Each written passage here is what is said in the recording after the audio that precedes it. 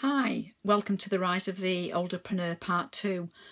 Today I want to talk about what sort of businesses do mature people start when they start a business. By far the two most common types are doing what they did before or converting their hobby or passion into a business. So doing what you did before typically looks like becoming a consultant, quite often to the company that you've left, or offering IT and HR services to organisations who no employ employ that facility in-house, so that there's a direct correlation between the work that you did before and the work that or the skills that you're offering as a businessman, and that's, say, a fairly common pattern that you will see when people set up a business later in life.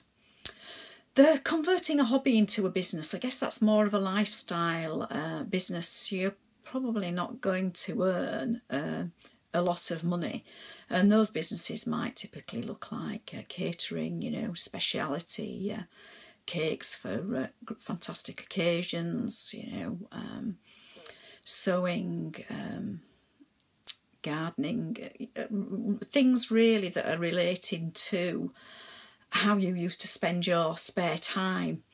And while it is fantastic to earn some money doing something that you love, I do recollect a client of ours saying to us, Terry, it's great, but actually when your hobby is your business, you don't have a hobby anymore, and so you need to look for something else to fill your spare time.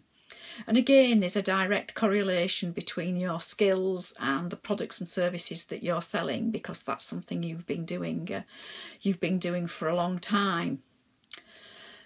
When people set up, though, social enterprises or charities, they're generally driven by passion. Something's happened to them as perhaps as individuals, or they've become driven by something that's they've been made aware of, and there you need the whole gamut of business skills in order to deliver that. You're, in effect setting up a whole organisation.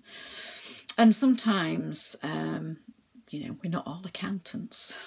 We're not all good at marketing. Some of us hate cold calling.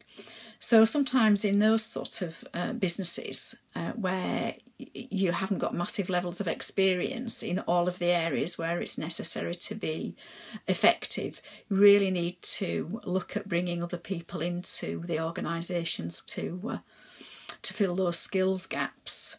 And so that's something that I do see quite a bit of.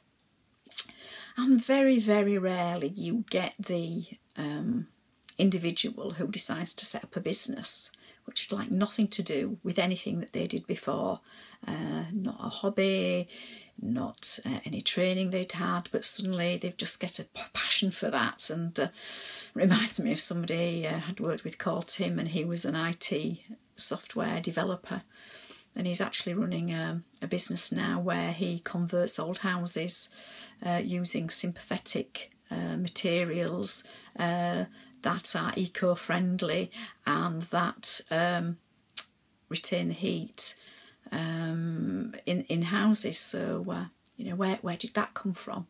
But say the main two things are doing the job that you did before or converting your hobby. So that's what people over 50 are doing when they set up a business.